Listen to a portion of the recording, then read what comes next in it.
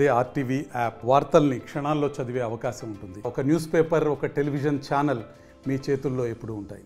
కరీంనగర్ అశోక్ నగర్ నిర్మాణంలో ఉన్నటువంటి ప్రభుత్వ పాఠశాలలో గత రాత్రి ఇద్దరు మిత్రులు కలిసి కూర్చున్నారు. సరదాగా కబుర్లు చెప్పుకుంటూ మద్యం తాగుతున్నట్టుగా సమాచారం అందుతుంది. ఈ క్రమంలో మాట పెరిగి పక్కనే ఉన్నటువంటి ఆ సిమెంట్ ఇటుక తీసుకొని తలపై బాధడంతో అక్కడికక్కడే మృతి చెందినటువంటి ఘటన కలకలం రేపుతుంది. ప్రస్తుతం ఏం జరిగింది, అసలు ఎట్లా జరిగింది, ఎవరు ఈ హత్యకి పాల్పడ్డారు అనేటువంటి కోణంలో పోలీసులు విచారణ జరుపుతున్నటువంటి పరిస్థితి మనం గమనిస్తున్నాం. వీరి నుంచి మరింత సమాచారం తెలుసుకుందాం. ఏం జరిగింది అసలు? ఇప్పుడు మధ్యాహ్నం ఈరోజు పోలీసు వాళ్ళు వచ్చి స్కూల్ మీద ఎక్కుతారు. ఏందో అని పిల్లలు వచ్చి చెప్పారు నాకు. ఏంది అంటే అక్కడ నేను కూడా పోయి చూసే వరకు శవం ఉంది, అక్కడ మీద ఇటుకే పడి ఉంది. ఆ చనిపోయిన వ్యక్తి పేరు ముజాహిద్ ఖాన్. మళ్ళీ తెలిసింది ఏంది అంటే ఆ సుఫియాన్ అని చంపి ఆయనే పోయి పోలీస్ స్టేషన్లో సరెండర్ అయింది అని తెలిసింది. కానీ సుఫియాన్ తండ్రికి తెలియదు చంపిండు అని, కొట్టినా అని చెప్పిండట. అక్కడ పోలీసు వాళ్ళు వచ్చే వరకు చచ్చిపోయి ఉన్నాడు పిల్లాడు. అది పంచనామా అది తీసుకొని ఇక్కడ తీసుకొచ్చారు. వాళ్ళు ఎప్పుడైనా కలుస్తారు అని చెప్పారు, కానీ మేమైతే చూడలే. కానీ ఏం గడబడైందో వాళ్ళ మీద ఇటుకతోని 2 సార్లు కొట్టిండు. అక్కడనే స్పాట్ మీద డెత్ అయిపోయిండు. అంటే ముజాహిద్ ఏం పని చేస్తాడు, ఎట్లా, ఆయనకు పెళ్ళయిందా, పిల్లలు ఉన్నారా, ఏం పని చేస్తాడు? ముజాహిద్ పూల దుకాణంలో పని చేస్తాడు. ముజాహిద్ పెళ్లి అయింది. ఒక 12-13 ఇయర్ కొడుకు కూడా ఉన్నాడు ముజాహిద్కి. సుఫియాన్కి ఇంకా పెళ్లి కాలే కావచ్చు. ముజాహిద్కి అయితే పెళ్లి అయింది నాకు తెలుసు. వాళ్ళ ముజాహిద్ అన్న ఇక్కడ జావీద్ వాళ్ళ అన్న ఇక్కడ ఉన్నాడు. చిన్నప్పటి నుంచి వీళ్ళు తెలుసు నాకు.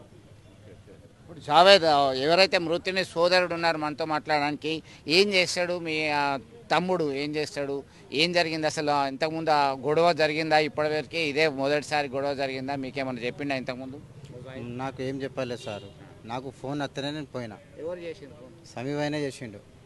ఇట్లా మీ 1:30 చేసిండు సార్. అయితే ఇట్లా మీ తమ్ముడిని కొట్టి చంపేసిండ్రు అని చెప్పినంత. ఎవరో ఏమో నాకు తెలియదు. ఆ పేరు కూడా ఇప్పుడే నేను విన్నా అంతే. ఇంతకుముందు విన్నా కానీ నేను చూడలే ఇప్పటిదాకా ఆ వ్యక్తిని. అంటే వాళ్ళు ఇద్దరు కలిసే ఉండేటోళ్ళు, వాళ్ళు దగ్గర దోస్తులు అంటున్నారు. దోస్తుల వాళ్ళు నిజంగా వాళ్ళు తాగుతూ ఉన్నారా? ఎందుకు గొడవ అయింది ఏమన్నా తెలిసిందా? ఆ విషయం నాకు తెలియదు సార్. మీకేమన్నా తెలుసా? లేదు, దోస్తులు అయితే కాదు, వాళ్ళ దోస్తులు అయితే కాదు. ఎందుకు వచ్చి ఉంటారు? చూసిన పిల్లగా మీ దగ్గర హోటల్లో పని చేస్తాడని పక్కన హోటల్. ఈయన ముజాహిద్ ఏం పని చేస్తాడు? ముజాహిద్ ఆటో నడుపుతాడు, ఇంకా పూల షాప్లో కూడా చేస్తాడు. 2 నడుపుతాడు. అంటే పర్వాలేదా, నీట్గా ఉంటాడు, మంచిగా ఉంటాడు. ఎందుకు వచ్చి ఉంటుంది? మన చిన్నప్పటి నుంచి మన సంధిలోనే ఉన్నాడు. ఇప్పుడు మన దగ్గరతోనే మంచిగా ఉన్నాడు అందరితో. అతను కూడా తెలియదు. ఇప్పుడు ఎప్పుడు ఏమైందో అది ఎవరికి తెలియదు కథ. ఇక మనకు మధ్యాహ్నం తెలిసింది ఇట్లా అయింది అని. సో మొత్తం మీద ఈ హత్య ఘటన తెలిసిన వెంటనే ఆ ప్రాంత వాసులందరూ కూడా ఒక్కసారిగా ఉలికిపడ్డారు. ఈ ప్రాంతంలో ఎందుకు ఇట్లా జరిగింది, అందరితో కలుపుకోలుగా ఉంటూ ఆటో నడుపుతూ జీవనోపాధి పొందుతున్నాడు. అలాగే పూల దుకాణంలో సైతం ఆయన పనిచేస్తుంటాడు. ముజాహిద్ ఖాన్ వివాహమైంది, ఒక కుమారుడు ఉన్నాడు. అందరితో సఖ్యతగా ఉండేటువంటి వ్యక్తికి ఎవరు ఇట్లా చేశారనేటువంటి కోణంలో సైతం చర్చ జరుగుతుంది. అయితే పోలీసులకి ఆయన లొంగిపోయాడు. సోఫియా ఖాన్ అనేటువంటి వ్యక్తి, ఆయన ఏం చేస్తాడు ఎవరికి తెలియదు, ఎవరు చూడలేదు అనేటువంటి సమాచారం అయితే మనకు తెలుస్తున్నటువంటి పరిస్థితి. మొత్తం మీద రంగంలోకి దిగినటువంటి పోలీసులు వారి మార్కుతో విచారణ ప్రారంభించారు. ఏం జరిగింది అనేటువంటి కోణంలో అయితే విచారణ జరుపుతున్నటువంటి పరిస్థితి. మరింత సమాచారం పోలీసులు సమగ్రంగా తెలియాల్సినటువంటి అవసరం అయితే ఉంది. ప్రస్తుతం ఈ ఘటనకు సంబంధించి కరీంనగర్ జిల్లా కేంద్రంలో ఒక్కసారిగా కలకలం రేపుతుందని చెప్పుకోవచ్చు. ఒక్కసారి పోలీస్ అధికారుల వర్షన్ కూడా తీసుకుందాం.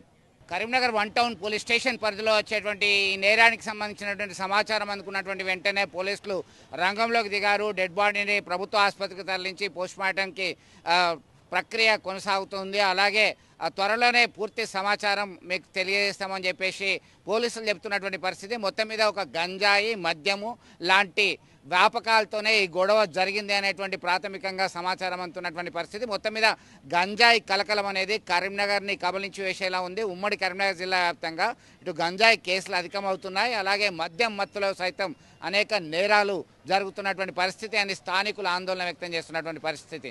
వీడియో జర్నలిస్ట్ సుమంత్తో కలిసి చంద్రశేఖర్, RTV, కరీంనగర్ నుండి.